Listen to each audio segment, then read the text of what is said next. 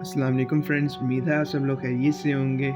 Friends, ज़मीन से 480 feet ऊंचे और 4500 साल पुराने इस पिरामिड के अंदर ऐसा क्या है जिसको देखने के लिए रिसर्चर्स इस रोबोटिक कैमरा को अंदर भेजने का फैसला करते हैं और फिर एक जगह पर आकर ये कैमरा रुक गया क्योंकि इसके सामने एक पत्थर की स्लैब थी। रिसर्चर्स का मानना था कि इस स्लैब के पीछे जरूर कोई ऐसा राज छुपा हुआ है जो पिछले 4500 सालों से दफन है। वो इस राज को हर कीमत पर जानना चाहते थे। चनाचा इन्होंने रोबोट में एक ड्रिल मशीन लगाई जिसने पत्थर की इस लैब में एक छोटा सा सुराख कर दिया। अब इस सुराख में एक कैमरा भेजा गया जिसने इस लैब के अंदर एक ऐसा मंजर देखा जो 4500 सालों में किसी ने नहीं देखा था। और फ्रेंड्स, इजिप्ट में टोटल 136 पिरामिड्स मौजूद हैं जिन्होंने बहुत सारे अर्थक्वेक्स और तूफानों का सामना किया है, लेकिन हैरान कर देने वाली बात यह है कि इनमें से किसी भी पिरामिड को कुछ नहीं हुआ। इनमें से सबसे ऊंचा और बड़ा pyramid the great pyramid of Giza है और इस पिरामिड का बेस एरिया ही 13 एकड़ है।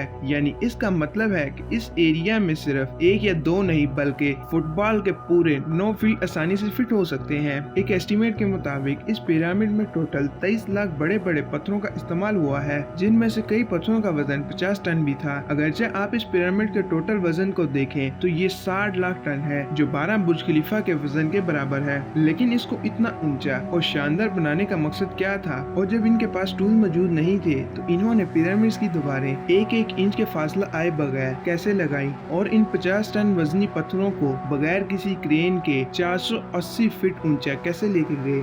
और आज की इस वीडियो में हम आपको बताएंगे कि how engineers build impossible world biggest pyramids. तो इसलिए वीडियो को एंड तक जरूर देखें। और वीडियो शुरू करने से पहले अगर आपने हमारे चैनल को सब्सक्राइब नहीं किया तो सबसे पहले सब्सक्राइब करें और बेल आइकन का बटन दबाएं ताकि हमारे न्यू आने वाली वीडियोस का नोटिफिकेशन आपको मिलता रहे।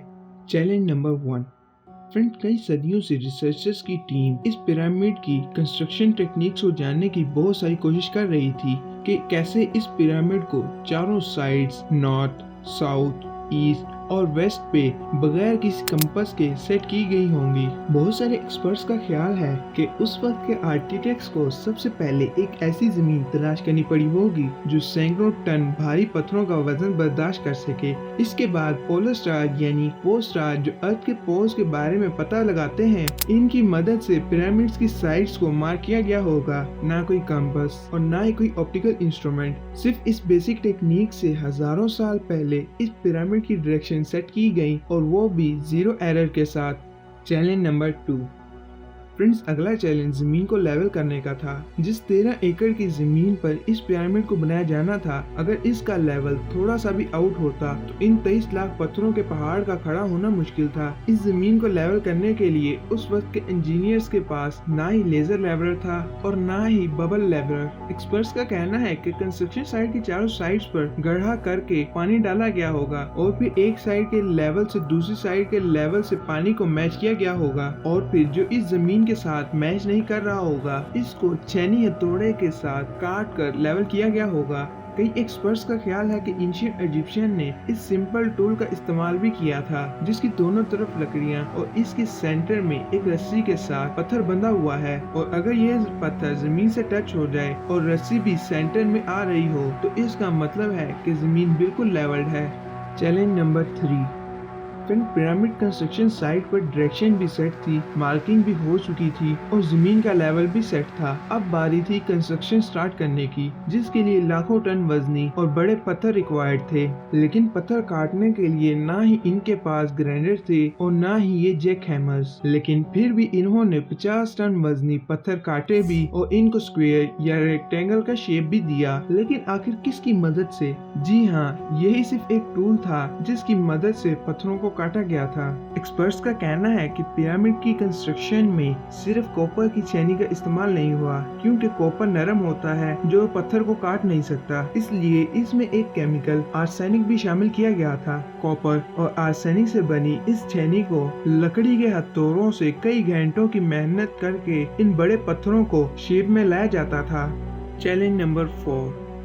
फ्रेंड्स, अब चूंकि इस खास पत्थर की कटाई हो चुकी थी जिसे लाइमस्टोन कहा जाता है, इसे पिरामिड कंस्ट्रक्शन साइट गीजा से 250 किलोमीटर दूर टोरा के शहर में हो रही थी। अब यहाँ पे बड़ा मसला इन बड़े पत्थरों को ट्रांसपोर्ट करना था। अब हर एक पत्थर 50 टन यानी 50,000 किलोग्राम के बराबर था और ऐसे 23 लाख पत्थर सिर्फ इस एक पिरामिड में इस्तेमाल होने थे। इतने ज्यादा वजन को ट्रांसपोर्ट करने के लिए उस वक्त में ना ही कोई जानवर काम आ सकता था और ना ही उनके पास कोई ट्रक मौजूद थे। लेकिन अगर आज के दौर में भी ट्रांसपोर्ट कंपनी को इतना सारा वजन ट्रांसपोर्ट करना पड़े तो उनको भी अच्छा खासा टफ टाइम आएगा। हैरत अंगेज तौर पर ये काम वर्कर्स और कश्तियों से किया गया। जी हाँ, टोरा और गीजा के दरमियान मौजूद रिवर का फायदा उठाया गया और बड़ी बड़ी कश्तियों में पत्थर भरकर पिरामिड साइट्स पर पहुंचाए गए। एक्सपर्ट्स का कहना है कि ये काम इतना आसान नहीं था और क्योंकि इतने बड़े पत्थर की लोडिंग और अनलोडिंग के लिए एक वक्त में 500 मजदूरों को काम करना पड़ा होगा।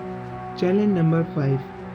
फ्रेंड, एक्सपर्ट की टीम जो पिरामिड साइट पर रिसर्च कर रही थी, उनको अब अपने कई सवालों के जवाब मिल चुके थे, लेकिन उनको एक बात अब भी समझ नहीं आ रही थी कि पत्थर कट भी गए, ट्रांसपोर्ट भी हो गए और कंस्ट्रक्शन के दौरान एक के ऊपर एक पत्थर लगना भी शुरू हो गए। मसला ये था कि इतने वजनी पत्थर इतनी ऊंचाई तक कैसे पहुंचाए गए होंगे और कई एक्सपर्ट्स का मानना है कि कंस्ट्रक्शन से पहले ही ये प्लान कर लिया गया था कि या तो ये स्पाइरल ट्रैक की मदद से ऊपर गए होंगे या जिग-जैग ट्रैक की मदद से। लेकिन ये बात तो तय है कि 50,000 किलो वजनी ये पत्थर मजदूरों की आर्मी के जरिए खींच कर गए होंगे।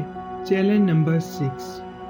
फ्रेंड, बात सिर्फ लाखों मजदूरों छेनी हथौड़े से लाइमस्टोन काटने और इतने बड़े पत्थरों को ट्रांसपोर्ट करने की ही नहीं, बल्कि इस पिरामिड के अंदर कंपार्टमेंट्स और उनके अंदर जाने का रास्ता और कई छोटी छोटी सुरंगें भी बनाई गई थी। बाकी सब चीजें तो ठीक थी, लेकिन एक चीज एक्सपर्ट को भी हैरान कर गई, वो ये थी कि अंदर के कंपार्टमेंट में यूज होने वाला पत्थर वो लाइमस्टोन नहीं बल्कि ग्रेनाइट था। जी हाँ, ग्रेनाइट एक ऐसा पत्थर है जो डायमंड के बाद दुनिया का सबसे सख्त तरीन स्टोन माना जाता है और आजकल के दौर में ग्रेनाइट को बड़े बड़े ग्राइंडर की मदद के सिवा काटा ही नहीं जा सकता। दुनिया भर के कई आर्कियोलॉजिकल एक्सपर्ट्स को भी विजिट करवाया गया, लेकिन इस बात का अंदाजा नहीं लग सका कि 4500 साल पहले इजिप्शियंस ने इस ग्रेनाइट पत्थर को कैसे काटा। फ्रेंड्स, आखिर इस पिरामिड को बनाने का मकसद क्या था और एक वक्त में कितने मजदूर काम करते थे? अगर आप इसके बारे में और जानना चाहते हैं तो मुझे कमेंट्स में जरूर बताएं और अगर आपको ये वीडियो अच्छी लगी है तो इसको लाइक, शेयर और हमारे चैनल को सब्सक्राइब करें और आपको मिलते हैं किसी न्यू वीडियो में न्यू टॉपिक के साथ। तब तक के लिए अल्लाह हाफिज।